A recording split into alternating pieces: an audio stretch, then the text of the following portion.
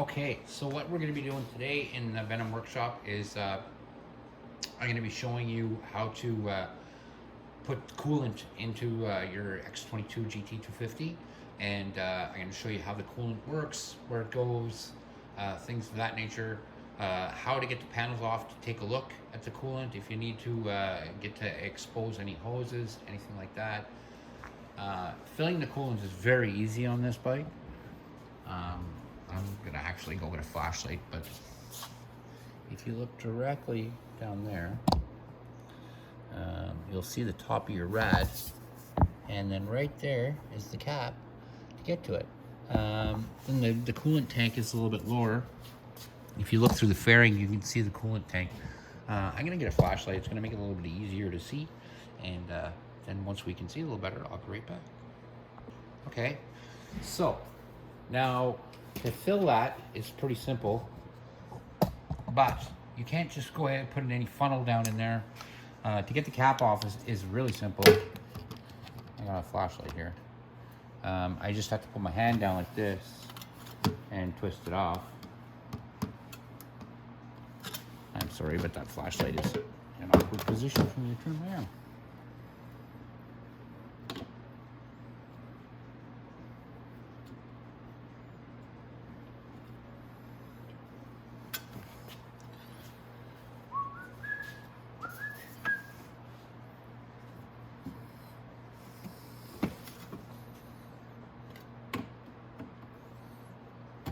There we go.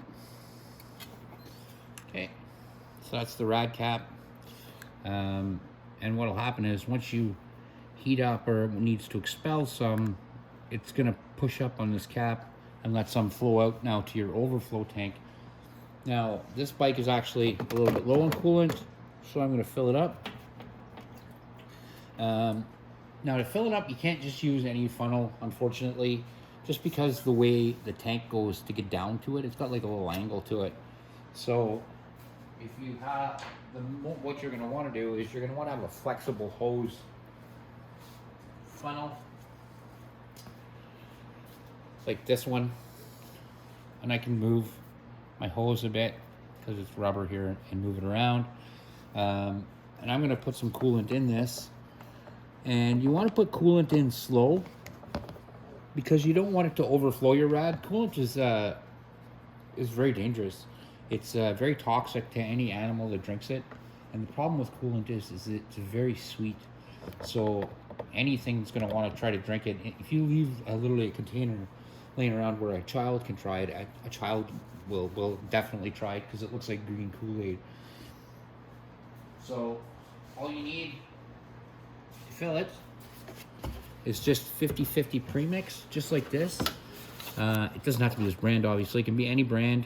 But you want to make sure that it's pre-mixed antifreeze, so you don't have to mix it yourself. It says it right here, it's pre-mixed, so I don't have to do any mixing or mix any water with it. And we could just go ahead and pour it in. I'm going to get a better shot of the funnel here. So I'm going to put a little bit in. I'm going to actually go to the other side, just so I can see down the tube a little better where it's pouring. And I'm going to pour it in.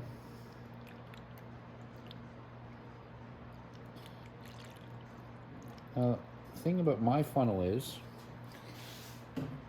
mine's got a dial on it, so I can turn it on and off. So I'm just going to turn it on a little bit, let a little bit go in.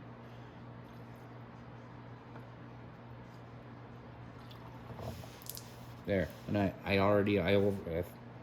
not overfilled it, but I filled it right to the top. So the excess, I'm just going to put back in the bottle.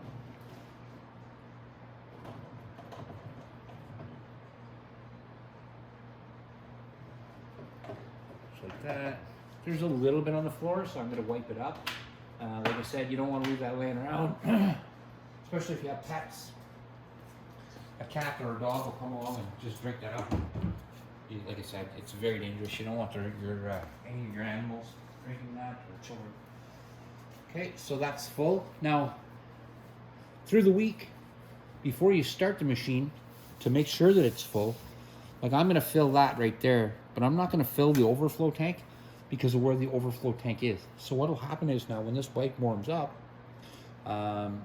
it'll circulate the coolant, but I might not need to put any in. It might actually blow some up into the overflow, or it might need more tomorrow. So tomorrow what I would do is, before I'd start it up again, I would lift the cap off, I would take a look and see if I had to put more in. So now I'm gonna go ahead and put my cap back on.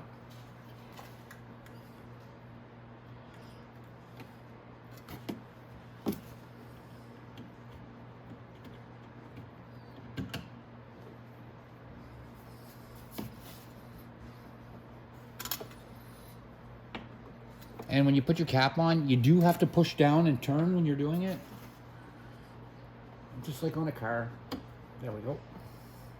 And you'll feel it click, and then it'll turn, and then it'll get tight. So that's all done there now. Again, I'm gonna wipe off any excess coolant. And I'm gonna wipe up the little bit of mess I got on the floor here. And it's not much, I only trickled out a little bit, but I'm gonna wipe that up.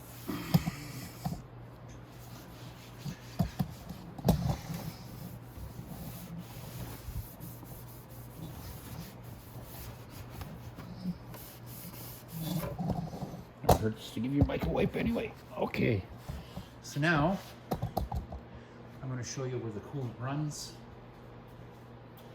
and what it does. So let's drop down here, and if you look through this little side panel right here, that is your overflow tank. You'll notice this overflow tank is empty because that rad needed fluid. So I'm going to keep putting liquid in it till this overflow tank is full right up to right here. And every day it will blow off as the bike gets warm. It'll blow off to here. So I want to make sure that it sits here cold, so that if it ever needs a little bit of coolant, it can draw it from this line right here. And that line goes to two places. It goes to your rad, which blows off down here, but it also goes down to the carb, way down here. It'll keep running, and it goes down and back up to the carburetor. What that does is it tells it how warm the carburetor, it tells the carburetor how warm it is, so that it can shut off the choke. So I'm gonna take off these panels here because I want you to see what's behind and see how it works. Oh no, I can't actually do it on this one. This one actually has a nibby carb on it, so I've went to buy the coolant, so that's not going to work. But believe it or not, I have another one sitting over there. I could probably get to, and I could show you.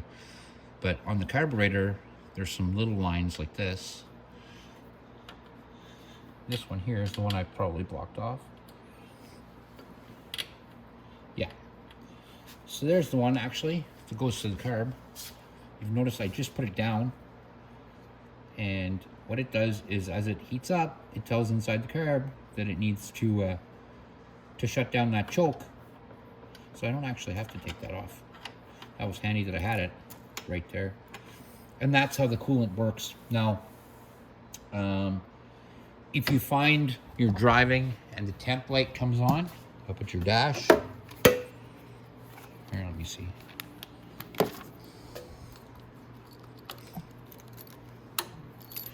So if that light right there, that temp light comes on, something's not right. Your bike is overheated, and shut it down. Shut the bike off as fast as you can. You don't want to do any damage to your engine. So like I said, I'm gonna click that on. If you see this red light and it stays on there, something is definitely not right. So you want to keep an eye on that. So that's how the coolant works in your bike. It actually runs, I can show you where it runs down. So it runs down from the rad there, and then runs down to where your water pump is. Here, let me drop down here. And your water pump is right here. So what it does is it circulates the water through the water pump, through the engine, up through here, cools the engine, and then exchanges through here, through this line, and runs back to the top of the carb. So it pulls from the bottom right here of your rad and then flows back up with this line right here.